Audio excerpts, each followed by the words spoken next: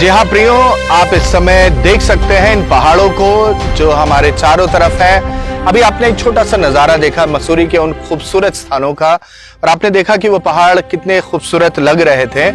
लेकिन मैं चाहूंगा कि हमारे कैमरा पर्सन थोड़ा आगे चले मेरे साथ और दिखाएं कि इन पहाड़ों के हाल क्या है। यहाँ आप देख सकते हैं ऊपर की तरफ, अगर कैमरा ऊपर करें तो उस तरफ आप देखेंगे कि किस तरीके से ये सारे पहाड़ टूट रहे हैं, जर्जर होते चले जा रहे हैं। और यहाँ अगर आप नीचे देखेंगे तो इन पहाड़ों की हालत दिखाएंगे, यहाँ पास लाके और पास आके दिखाएंगे तो आप देख सकते हैं किस तरीके से यहाँ से ये सारे टूट टूट के नीचे चलते चले जा रहे हैं। ये बड़े बड़े जो टुकड़े हैं आप देख सकते हैं ये गिर रहे हैं, और पूरी की पूरी जो मिट्टी है यहाँ पे आप देख सकते हैं कि ये पूरे पहाड़ में से वो सब मिट्टी अलग होती चली जा रही है।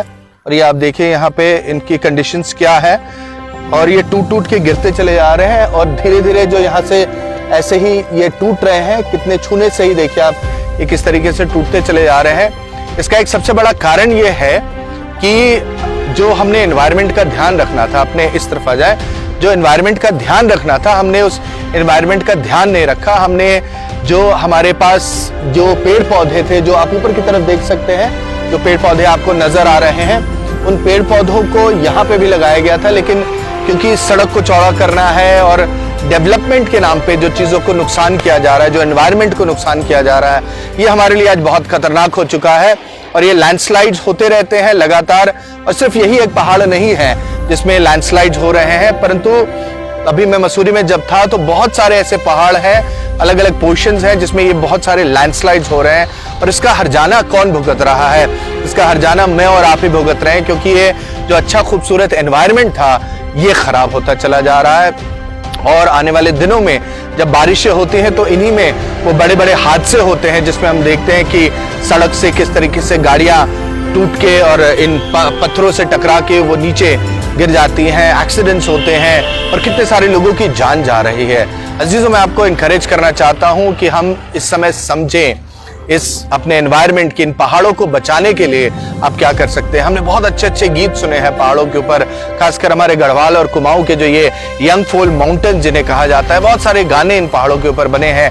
परंतु इन पहाड़ों से हम क्या सच में प्यार करते हैं, या एनवायरनमेंट और डेवलपमेंट के नाम पे हम इन पहाड़ों का कितना नुकसान कर रहे हैं? और ना सिर्फ पहाड़ों का नुकसान कर रहे हैं, हम खुद अपना कितना नुकसान कर रहे हैं, क्योंकि आने वाले दिनों में हम ही लोग जो इस पहाड़ों के ऊपर आते हैं, हम ही लोग जो मसूरी को पहाड़ों की रानी कहते हैं, क्या ऐसी अवस्था में ये पहाड़ बचेंगे आने वाले दिनों में? क्या ये एनवायरनमेंट बचेगा आने वाले दिनों में अगर इसी तरीके से ये लैंडस्लाइड्स होते रहेंगे? और इसमें न सिर्फ इन नेचुरल रिसोर्सेज को हम नुकसान पहुंचा रहे, बट ह्यूमन लाइफ को एक बहुत बड़ा डेंजर है जिसको हम खतरे में डाल रहे हैं। मैं आपको इनकरेज करना चाहता हूं, इसके लिए आवाज उठाएं, अपना सहयोग जरूर से दे। जब आप डेवलपमेंट को देखें तो आप सरकार से भी ये सवाल जरूर से पूछिए कि क्या डेवलपमेंट के नाम पे कहीं हम अपने एनवायरनमेंट को तो नहीं खराब कर रहे हैं, हम कहीं अपने नेचर को तो डिस्ट्रॉय नहीं कर रहे हैं। अच्छा है, सड़कें चाहिए हमें अच्छी, लेकिन उसके लिए हम सड़कों को बनाने के लिए जो हम डिस्ट्रक्शंस कर रहे हैं जिस तरीके से, क्योंकि पहले भी ब्रिटिशर्स ने भी सड़कें बनाई,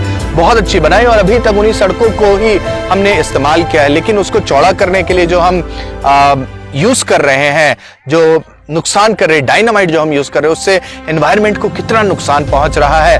और इसी तरीके से ऐसे ही पहाड़ अगर टूटते चले जाएंगे, इसी तरीके से अगर ये नेचर को हम खराब करते चले जाएंगे, तो क्या आने वाले दिनों में फिर हम मसूरी को देख पाएंगे कि मसूरी कैसा है?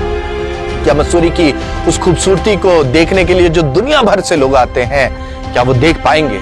आज मैं आपके सामने एक सवाल छोड़ना चाहता हूं, हम क्या करना चाहते हैं? क्या हम चाहते हैं अपने एनवायरनमेंट को बचाना? क्या हम चाहते हैं इन पहाड़ों को बचाना?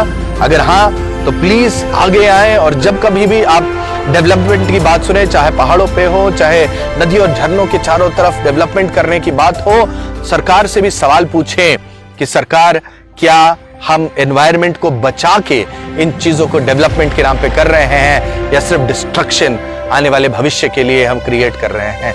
तो अपना और अपनों का ध्यान रखिए, उसके साथ साथ अपने एनवायरनमेंट का ध्यान रखिए। और मैंने अभी रास्ते में भी देखा बहुत सारे प्लास्टिक बैग्स और पैकेट्स और चिप्स और जूस के बॉटल्स फेंके हुए थे। यहाँ से भी मैं अभी सामने भी देख पा रहा हूँ, मेरे पीछे भी कुछ ऐसे बॉटल्स जूसेस के फेंके हुए हैं।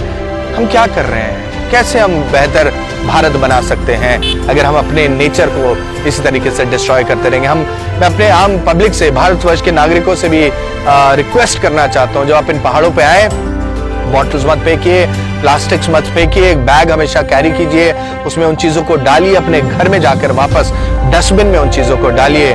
आइए मिलकर हम इस एनवायरनमेंट को बचाएं।